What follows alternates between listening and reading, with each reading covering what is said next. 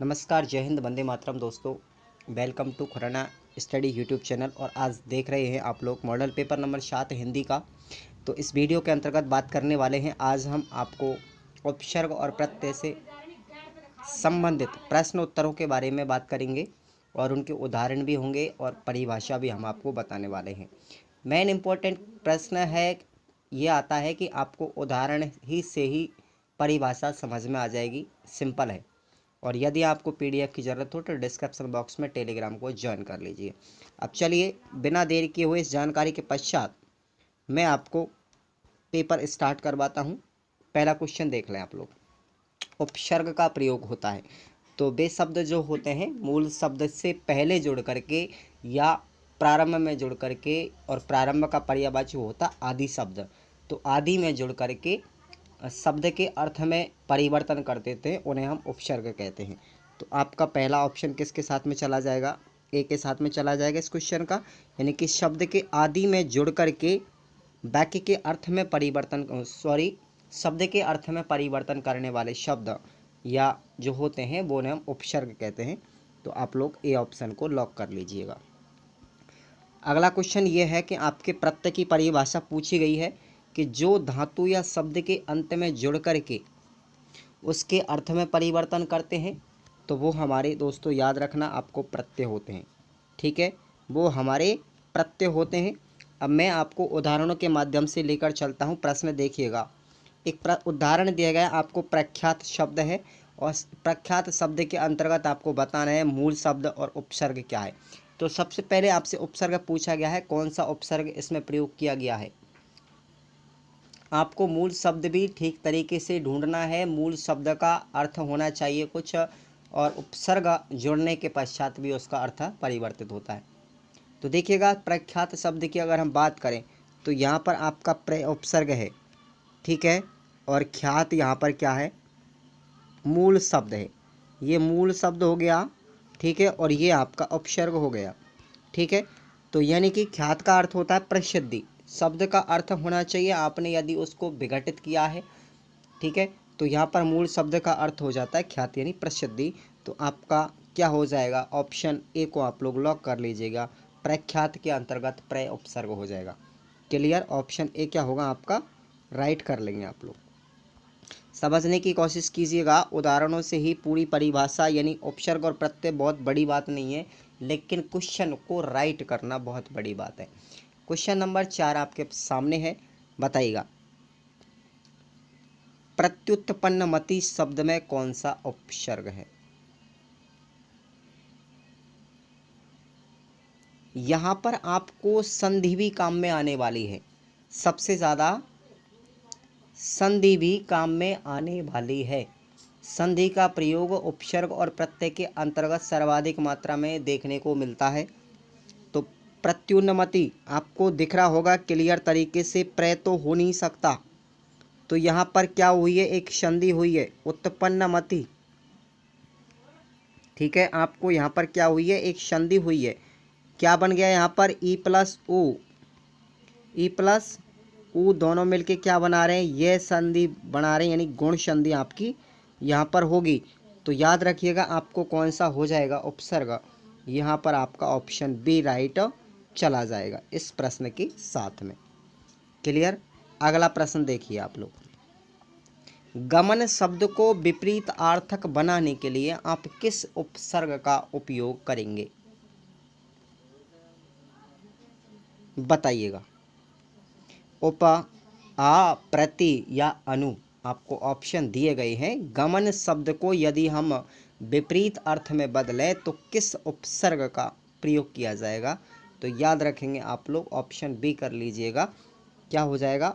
यदि मैं इसके अंतर्गत आ उपसर्ग यदि जोड़ देता हूँ गमन में, तो आपका उदाहरण क्या हो जाएगा? पूरा आगमन हो जाएगा। आगमन का अर्थ होता है आना और गमन का अर्थ होता है जाना। तो देखिएगा दोनों एक दूसरे के क्या हो गए? विपरीत अर्थ प्रदर्शित कर रहे हैं। क्लियर? तो आपका ऑप्शन क्या हो जाएगा? बी राइट हो जाएगा। अगला प्रश्न देखिएगा आप लोग। देखो, निर्वासित में प्रत्यय देखना है आपको। निर्वासित एक शब्द दिया गया है, इसमें आपको प्रत्यय देखना है। क्वेश्चन नंबर 6 में तो याद रखें आपको क्या हो जाएगा, उपसर्ग आपका इत हो जाएगा। इत उपसर्ग होगा। डी ऑप्शन हुआ कैसे, तो याद रखें निर्वास। निर्वास का अर्थ होता है बिना बास के, और यहाँ पर बिना आवास के, और इत इस तरीके से प्रत्यय हुआ और आपका मुंह पूरा शब्द ये बन जाएगा। क्लियर। अगला क्वेश्चन देखिएगा। देखो यहाँ पर लेखक शब्द के अंत में कौन सा प्रत्यय लगा हुआ है।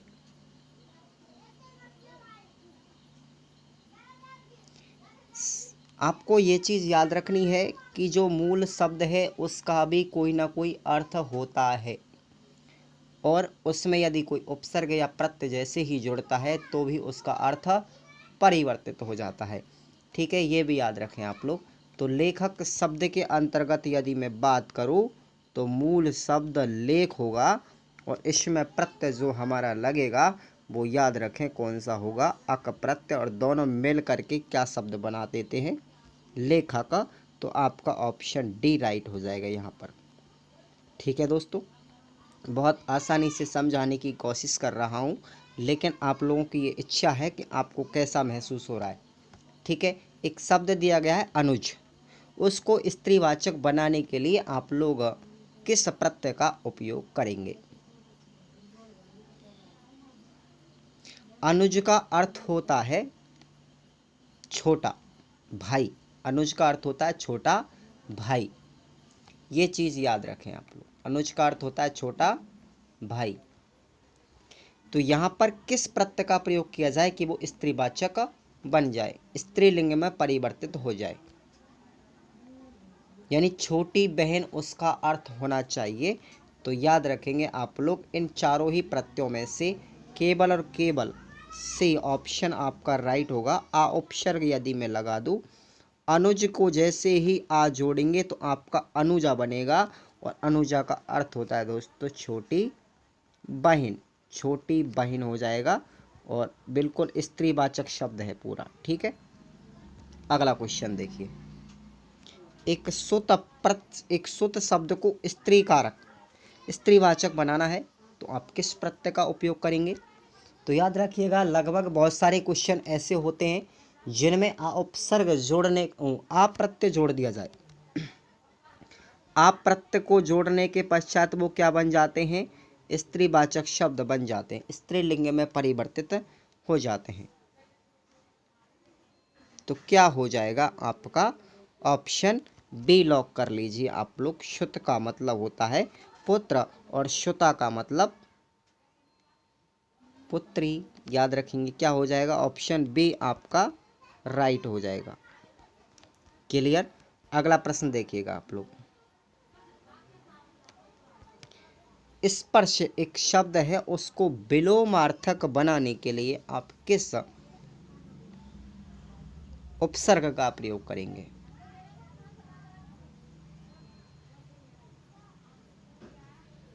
स्पर्श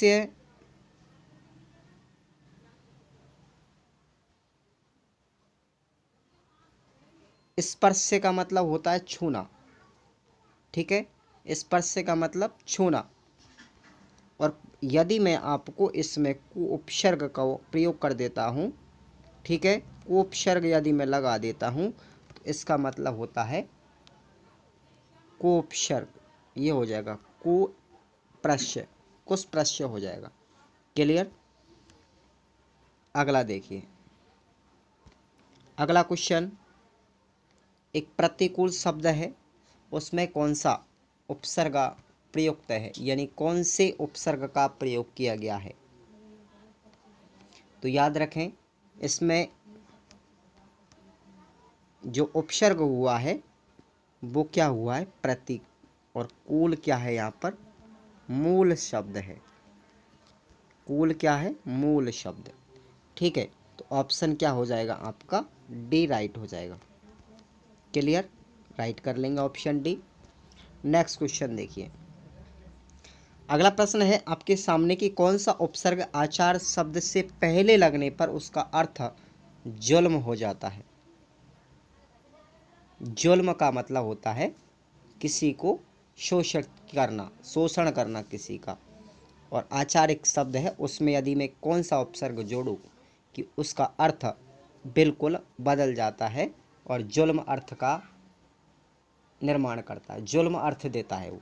तो याद रखेंगे आप लोग, इसका जो राइट आंसर चला जाएगा वो हो जाएगा आपका ऑप्शन बी। ऑप्शन बी क्या हो जाएगा? अत्याचार। अति प्लस आचार का मतलब क्या हो जाएगा? अत्याचार। ये अर्थ बनेगा पूरा शब्द, और जिसका अर्थ होता है जुल्म। क्लियर? तो ऑप्शन बी आप राइट कर लेंगे। नेक्स्ट क्वेश्चन देखिएगा। यहाँ पर देखिए, निम्न में से कौन सा शब्द जो है कृदंत प्रत्यय से बना है? प्रत्यय काफ़ी प्रकार के होते हैं, उनके विस्तार की हम बात करें तो आपको वीडियो डिस्क्रिप्शन बॉक्स में मिल जाएगी। ठीक है, तो चलिएगा। अब यहाँ पर हम सिर्फ बात कर रहे हैं एग्जाम्पल की, यानी क्वेश्चंस की बात कर रहे हैं सीरीज में। तो कृदंत प्रत्यय से बना हुआ जो शब्द है वो कौन सा है? रंगीला, बिकाऊ, दुधारू या कृपालु। प्रश्न नंबर 13 में सही आपका अर्थ जो जाएगा ऑप्शन बी के साथ लॉक करेंगे आप लोग उत्तर को। बिकाऊ एक शब्द है जो कृदंत प्रत्यय से बना हुआ है, कृदंत प्रत्यय का प्रयोग किया गया है, जो अर्थ है आऊ। कृदंत प्रत्यय के अंतर्गत आता है आऊ प्रत्यय। याद रखेंगे, यहाँ पर जो बिक है वो मूल शब्द होता है बिकना। ठीक है, अगला क्वेश्चन ये देखिएगा, किस शब्द में आवा प्रत्यय नहीं है?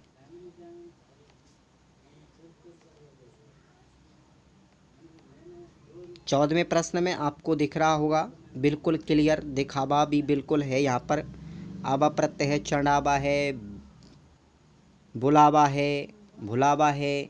तो याद रखेंगे आप लोग ऑप्शन सी जो है लावा एक शब्द है, ऑलरेडी मूल शब्द है लावा, जो किससे उत्पन्न होता है? ज्वालामुखी से उत्पन्न होता है। ठीक है, ज्वालामुखी से उत्पन्न होने वाला एक तरल पदार्थ है जो लावा कहलाता है। ठीक है, तो इसके अंतर्गत आवा प्रत्यय नहीं है। ठीक है, चलिए अगला प्रश्न देखते हैं। ये देखिएगा, इनमें से कौन सा शब्द समूहवाचक प्रत्यय का नहीं है? कौन से शब्द में समूहवाचक प्रत्यय का प्रयोग नहीं किया गया है? लोग, गण, वर्ग या प्रेस। क्या हो जाएगा? लोग समूह को व्यक्त करता है, गण यानी सदस्य जो होते हैं, वर्ग भी एक, लेकिन एक प्रेस जो होती है, प्रेस का मतलब जो स्त्री होती है हमारी, ये वाली स्त्री कपड़ों पर करने वाली, वो एक स्त्रीवाचक को यहाँ पर वैसे वस्तुवाचक है। ठीक है, तो यहाँ पर समूहवाचक को प्रदर्शित नहीं कर रही। ठीक है ना, चलिए अगला प्रश्न देखते हैं। व्यवस्था से पूर्व कौन सा उपसर्ग लगाएं कि उसका अर्थ विपरीत हो जाए? सीधा है, व्यवस्था से पहले अगर आपको विपरीत अर्थ देना हो तो उपसर्ग आप लोग लगा देंगे, बिल्कुल पूरी तरीके से सेटिस्फिकेशन आंसर आपको मिलेगा। ए उपसर्ग क्या बन जाएगा आपका शब्द? अव्यवस्था। अव्यवस्था शब्द बनेगा जो पूरी तरीके से व्यवस्था का विपरीत रूप है। अगला क्वेश्चन ये बताइएगा, निम्न में से किस शब्द में प्रत्यय का प्रयोग हुआ है? इसमें से प्रत्यय का जो प्रयोग किया गया है वो किस शब्द के अंतर्गत किया है? विकल है, अलक है, पुलक है या धनिक? तो याद रखिएगा आपको, इसमें से केवल और केवल ऑप्शन डी आपको दिखाई दे रहा होगा। ऑप्शन डी में, केवल ऑप्शन डी में एक प्रत्यय का प्रयोग हुआ है एक, ये याद रखें आप लोग। वरना यहाँ पर इसका यदि मैं विग्रह करता हूँ तो ये भी नहीं बन पाएगा। इसमें उपसर्ग है और इस दोनों में भी क्या है? उपसर्ग है। ठीक है, इस तरीके से तो ऑप्शन क्या हो जाएगा आपका? ऑप्शन डी राइट हो जाएगा। यहाँ पर धनिक में प्रत्यय का प्रयोग हुआ है एक। क्लियर? अगला चलिए, नेक्स्ट क्वेश्चन ये है आपके सामने, निम्न में से किस शब्द में प्रत्यय लगा हुआ है? इसमें बताइए प्रत्यय किस शब्द में लगा हुआ है? सागर है, नगर है, अगर मगर है या जादूगर है? तो क्या हो जाएगा आपका ऑप्शन डी चला जाएगा, जादूगर। यहाँ पर जादू में एक प्रत्यय का प्रयोग किया गया है जिसका नाम है गर प्रत्यय। ठीक है, चलिए अगला प्रश्न देखते हैं। निम्न शब्द में उपसर्ग का प्रयोग हुआ है, किस उपसर्ग का प्रयोग हुआ है? 19वें क्वेश्चन को देखिएगा, किस शब्द में उपसर्ग लगाया गया है।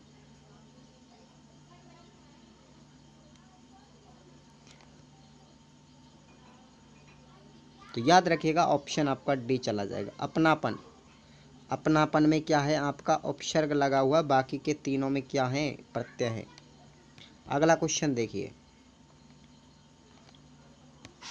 क्या हो जाएगा। अगला क्वेश्चन आप लोग ध्यान से देखिएगा, पढ़िएगा। क्वेश्चन देखें आप लोग अगला, मनुवाद में प्रयुक्त उपसर्ग कौन सा है? अनुवाद, अनुवाद एक शब्द है, इसमें कौन सा उपसर्ग लगाया गया है? तो याद रखेंगे आप लोग,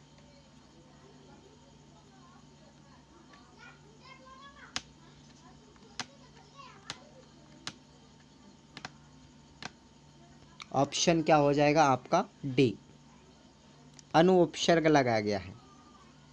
ऑप्शन क्या हो जाएगा? डी हो जाएगा। क्लियर। नेक्स्ट क्वेश्चन देखिए, निर्वाह में प्रयुक्त उपसर्ग कौन सा है? निर्वाह में प्रयुक्त उपसर्ग आपको देखना है, तो क्या हो जाएगा आपका? ऑप्शन सी राइट हो जाएगा। क्लियर, सी ऑप्शन कर लेंगे आप लोग। नेक्स्ट क्वेश्चन देखिए,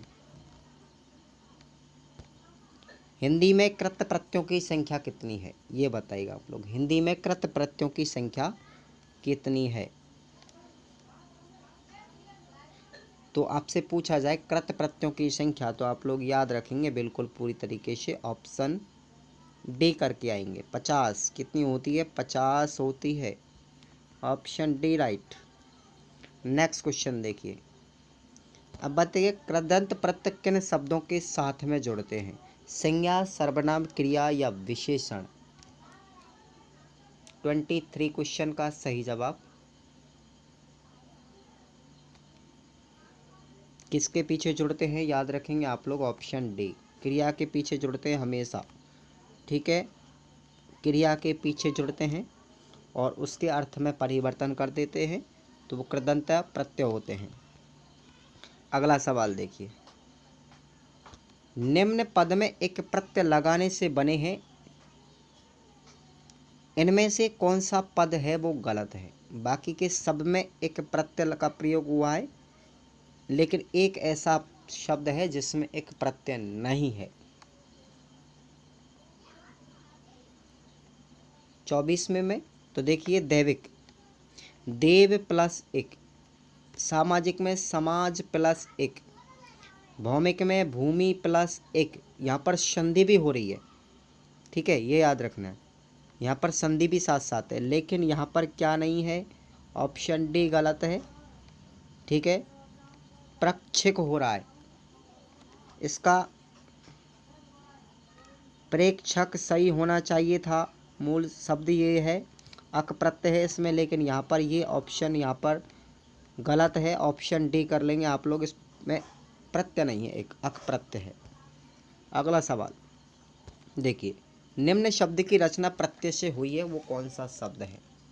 किस में प्रत्यय लगाया गया है? तो क्या करेंगे इसमें से? अभियोग, इसमें भी नहीं है। व्यायाम, इसमें भी नहीं है। अपमान, इसमें भी नहीं है। केवल, इसमें से कोई सा भी ऑप्शन नहीं है, ये याद रखेंगे आप लोग, इनमें से कोई ऑप्शन नहीं है जिसमें प्रत्यय का प्रयोग है, बाकी के सब में उपसर्ग है।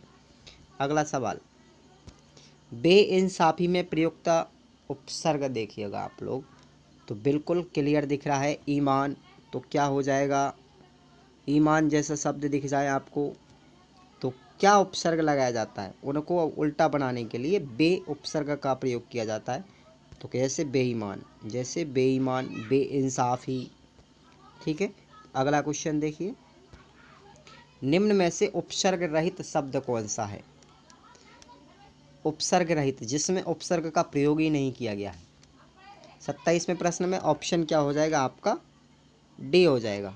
ऑप्शन डी, एक सुरेश शब्द है जिसमें उपसर्ग नहीं है, क्या है, प्रत्यय है।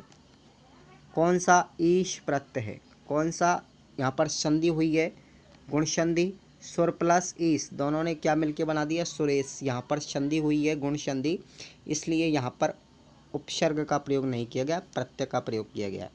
ठीक है, चलिए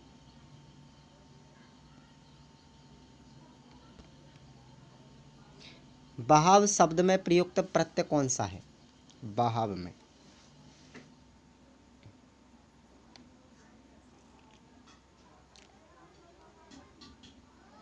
28 ऑप्शन सी कर लीजिएगा आप लोग। ऑप्शन सी हो जाएगा आव। आव प्रत्यय है, कौन सा है, कृदंत प्रत्यय है।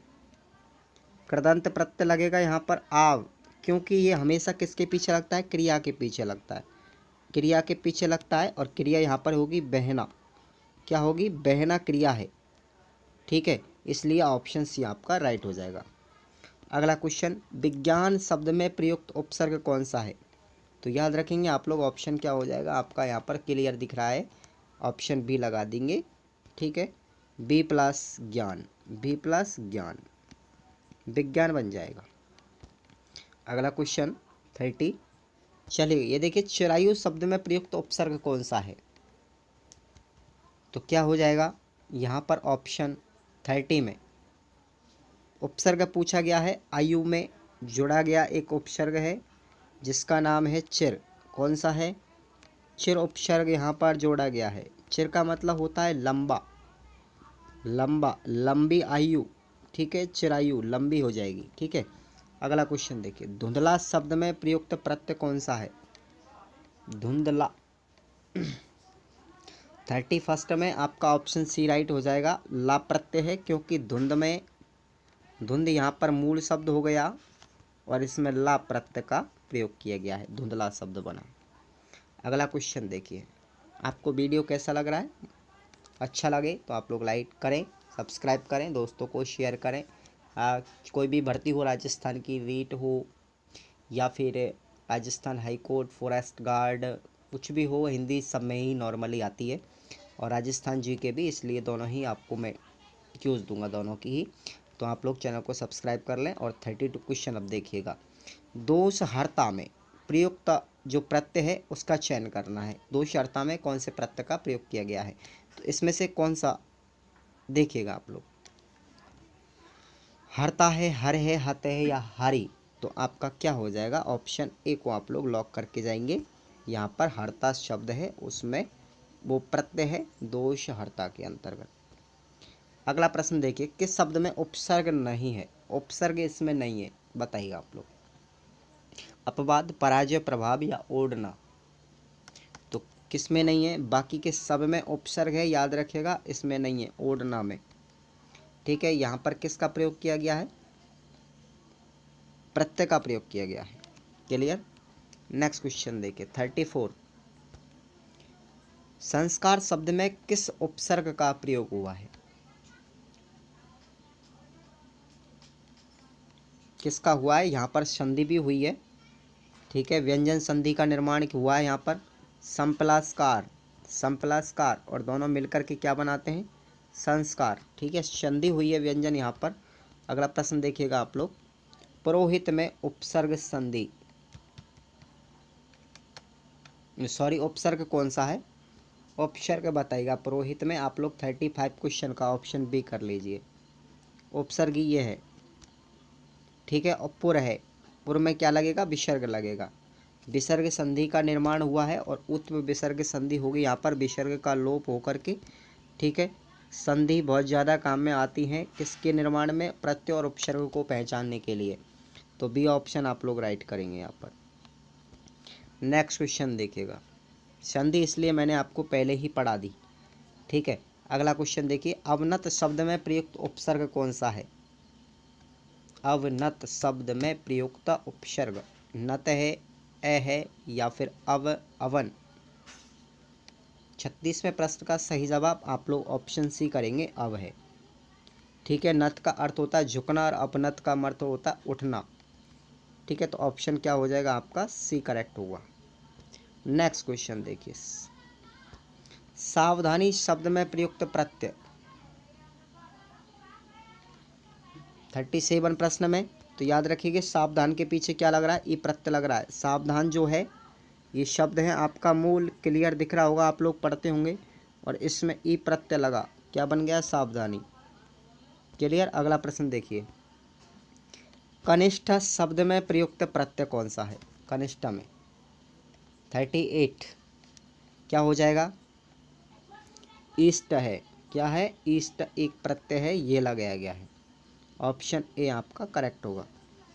नेक्स्ट प्रश्न देखिए, जो धातु या शब्द के अंत में जुड़ते हैं उसे हम क्या कहते हैं, प्रत्यय कहते हैं। क्लियर, ये मैंने आपको बता दिया है, रिपीट क्वेश्चन हुआ है। अगला प्रश्न देखिए, ये भी रिपीट हो चुका है। प्रख्यात शब्द में आपको कौन सा प्रयुक्त किया गया प्रत्यय, उपसर्ग। तो याद रखेंगे आप लोग, प्र उपसर्ग का प्रयोग किया गया है। तो बताइएगा दोस्तों आपको ये वीडियो कैसा लगा। यदि आप लोगों को इसकी आंसर की मैंने आपको यहाँ पर दे दी है, आप लोग डिस्क्रिप्शन बॉक्स में जाके लिंक है टेलीग्राम की, उसे ज्वाइन कीजिएगा और आपको PDF मिल जाएगी। ठीक है, तो दोस्तों चैनल को हमारे को सब्सक्राइब करेंगे। यहाँ पर ये चैनल का नाम है खुराना स्टडी ही लिखें आप लोग, ठीक है, लेकिन यहाँ पर ये टीम है इसलिए ऑफिशियल है। क्लियर, तो आप लोग चैनल को सब्सक्राइब करेंगे आप लोग सर्च करके। थैंक यू, मिलते हैं अगले एपिसोड के साथ में। धन्यवाद।